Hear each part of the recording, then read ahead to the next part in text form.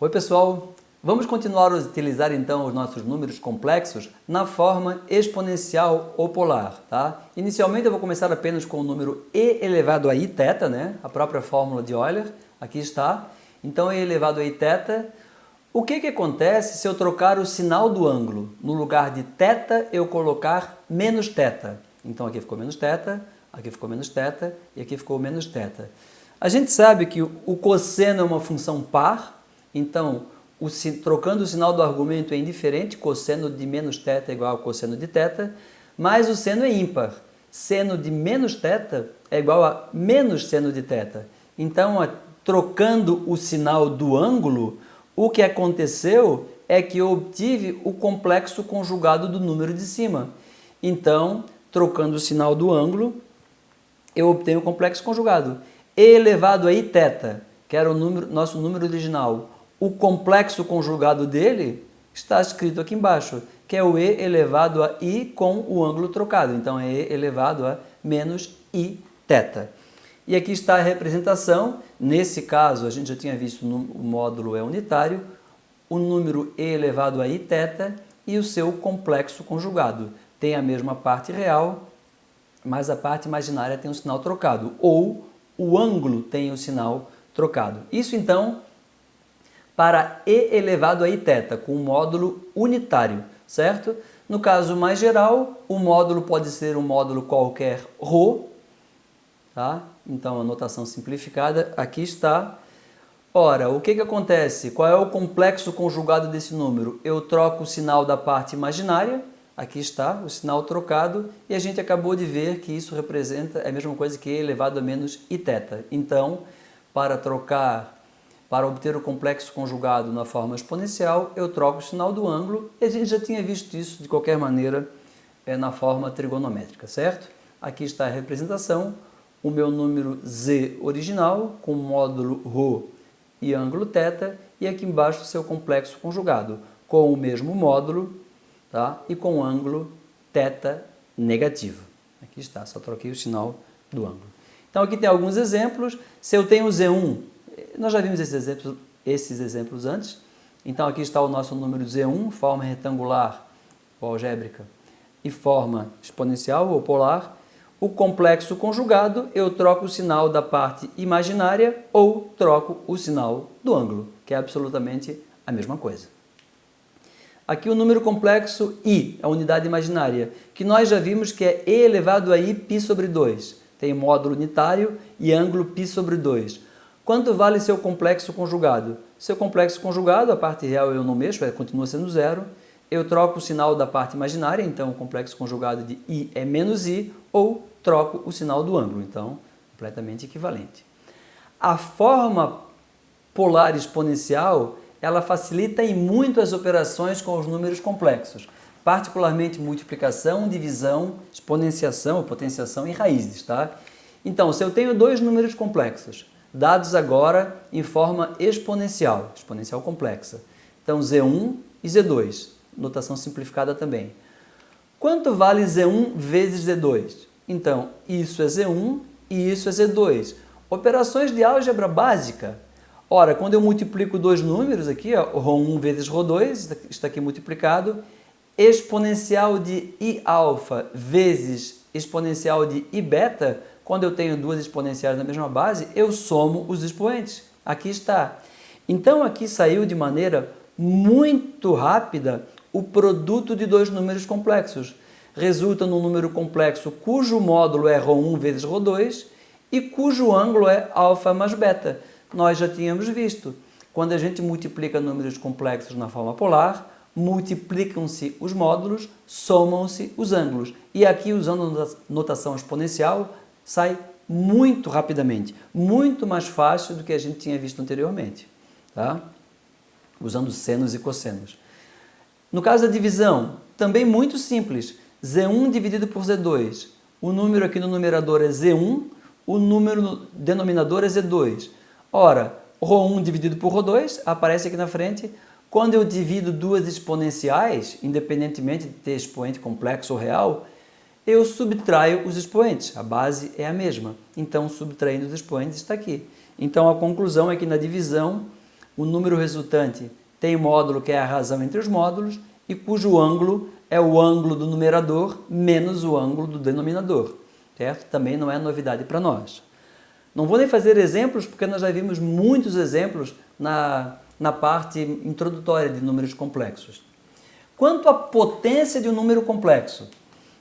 Potência de um número complexo, aqui está o número complexo, então z, na sua forma polar exponencial, representado aqui o número, notação simplificada. Ora, quando eu elevo z a n, eu elevo o número, essa expressão, a n. Usando a álgebra básica, o n eleva tanto o primeiro termo quanto o segundo. Então, esse n aqui ele vai multiplicar o expoente de ρ, que aqui é 1, então é n vezes 1, ρ elevado a n, e aqui ele vai multiplicar o expoente de iθ, aparece multiplicando. Então, ficou muito mais simples. Quando eu elevo um número z à potência n, o módulo é elevado a n e o ângulo é multiplicado por n. Isso era a primeira fórmula de Moivre, que foi bem chato de deduzir sem utilizar essa notação exponencial. Então, o exemplo aqui, ó, dado o número complexo raiz de 3 mais i, então parte real e parte imaginária é unitária, ele tem módulo 2 e ângulo 30 graus. Determinar z elevado ao cubo e z elevado a π. Antes nós tínhamos obtido a dedução apenas para n natural. Na verdade é muito mais geral. Aqui eu posso ter o expoente pode ser qualquer aqui, eu coloquei um expoente irracional π. Tá? Então, z é igual a 2e elevado a i vezes o ângulo. O ângulo é 30 graus, ou 30 graus em radianos é π sobre 6. É absolutamente a mesma coisa. O que acontece quando eu elevar esse número inteiro aqui ao cubo? Quando eu elevo um número ao cubo, o 3 ele vai tanto para o 2, né? Ele se aplica tanto ao 2 quanto ao outro termo. É uma multiplicação de dois termos aqui. Então, o 3 ele apareceu multiplicando o ângulo de 30 graus, certo? 2 elevado ao cubo é 8. 3 vezes 30 é 90. Ora, o que é EI elevado a 90? É EI π sobre 2. Então, tirando 8 aqui, ó, é um número complexo cujo módulo é 1 e cujo ângulo é 90 graus. É a própria unidade imaginária. Aqui, ó, EI na π sobre 2, se quiser lembrar, é cosseno de π sobre 2 mais I seno de π sobre 2 é igual a I. Então, essa exponencial resulta em I. Então, esse número complexo elevado ao cubo resulta em 8i. Bastante simples. E elevado a π, tá? A mesma coisa, não tem diferença nenhuma. Então, é um número complexo original elevado a π. O π eleva tanto o 2 quanto a exponencial. Então, o π apareceu aqui no expoente de 2 e também apareceu multiplicando o expoente da exponencial. 2 elevado a π, pega a calculadora, é um número, tá? E aqui, π vezes 30 graus. Π é 3,14, 15, 9, 2, 6, 5, 3, etc. Tá? Então, multiplicando por 30, dá pouco mais do que 90. Esse ângulo aqui está em graus. Esse ângulo aqui em radianos. Bom, 30 graus é π sobre 6. Π sobre 6 vezes π é π ao quadrado sobre 6. Então, isso é um número que representa o ângulo em radianos, ou 94,5 em graus, que é a mesma coisa, tá? Ou equivalente. Então, o meu número agora, se eu quiser na forma retangular, é o número complexo cujo módulo é 2 elevado a π e cujo ângulo é 94,25 graus, ou π ao quadrado sobre 6 radianos. Tá? Então, aqui eu tenho que pegar uma calculadora e fazer essas contas. Fazendo isso, eu obtenho, então, z elevado a π, um número complexo, na forma retangular, parte real, negativa, e parte imaginária. Então, facilitou bastante o cálculo de potência de números complexos, essa notação exponencial que veio da fórmula de Euler. Então, vamos ver mais exemplos agora com potências. Então, 2 elevado a 2 mais i, e depois i elevado a i. O que resulta isso? Então, bom, 2 elevado a 2 mais i, utilizando propriedades básicas na potência, isso é igual a 2 ao quadrado vezes 2 elevado a i. Quando os expoentes se somam, eu posso agrupar tudo aqui, certo? 2 ao quadrado é 4. 2ai, eu não sei quanto vale 2ai. Eu tenho a relação de Euler que me permite escrever e elevado a i. mas não 2 elevado a i. Então, eu tenho que escrever inicialmente 2 como uma exponencial em termos de e. Como? Tá? Então, é necessário escrever 2 como uma potência de e. 2 é igual a e elevado a alguma coisa que eu preciso determinar. Como determinar esse valor de x? Aplica ln nos dois lados aqui. Então, ln de 2 é igual a ln de e elevado a x. O que é ln de e elevado a x? Propriedade do logaritmo. O expoente pula lá para frente. Ó. Pulou para frente. X vezes ln de e. Quanto que é o ln de e? O ln de e é 1. Tá? A base é e elevado a 1 é e. Então, o ln de e é o expoente que eu tenho que levar o e para que resulte no próprio e. Então, é 1. Assim como log de 10 na base 10 é igual a 1. Log de 14 na base 14 é igual a 1. Log de qualquer coisa na base igual é igual a 1. Então, eu tenho que esse meu número x aqui, que eu estava buscando, tá? Ele vale e elevado a ln de 2. Portanto, para escrever 2 como uma potência de e, é e elevado a ln de 2. Quem já tem prática já escreve isso daqui diretamente, tá certo? Agora sim eu posso utilizar a relação de Euler. Quanto que é 2 elevado a i? É 2, que está aqui entre parênteses, escrito como uma exponencial em termos de e, tudo isso elevado a i. Esse i aqui, ele passa multiplicando aqui, né? Então, é propriedade básica de potenciação. E i elevado a ln de 2. ln de 2 é um número, certo? É um número que eu posso calcular na calculadora, ln de 2.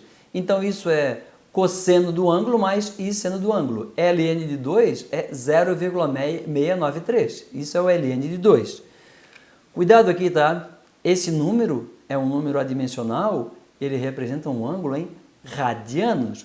A grandeza natural para ângulo, tá? A unidade natural de ângulo é radiano. Então, se eu digo que é cosseno de um número adimensional aqui, esse ln de 2 nesse caso, esse ângulo aqui é em radianos. É claro que eu posso transformar em graus, certo? Aproximadamente 39,7 graus. Multiplico por 180 graus e divido por π. Portanto, voltando, 2 elevado a 2 mais i, a gente já tinha escrito que é 4 vezes 2 elevado a i, então é 4, 2 elevado a i, onde 2 elevado a i eu coloquei aqui, ó. Aqui, ó.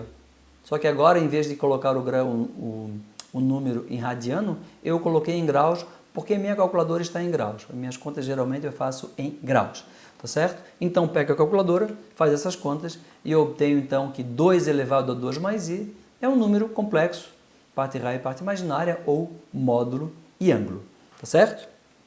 E o último exemplo, então, i elevado a i. Estou levando a unidade imaginária a ela própria, a um número complexo. Isso é uma novidade para nós, tá? Então, primeiro eu tenho que escrever i usando a notação aqui da exponencial. Então, i é igual a e elevado a i na π sobre 2. Então, o que é i elevado a i? É essa exponencial elevado a i. Aqui está. Ora, esse i aqui ele vai multiplicar o expoente. Está aqui, ó. O i multiplicou o expoente. E apareceu i ao quadrado. I ao quadrado é igual a menos 1. Então, i elevado a i é e elevado a menos π sobre 2. É um número real. Pegando a calculadora, fazendo e elevado a menos π sobre 2, resulta em 0,218. Ninguém diria que i elevado a i ia resultar num número tão simples, né? Um número real. Tá bom? Na próxima aula, a gente vai dar continuidade ao uso da forma polar exponencial para obter as raízes de um número complexo. Antes a gente usava a segunda fórmula de Moivre. Usando a notação exponencial é muitíssimo mais simples. Tá bom, pessoal? Até lá então.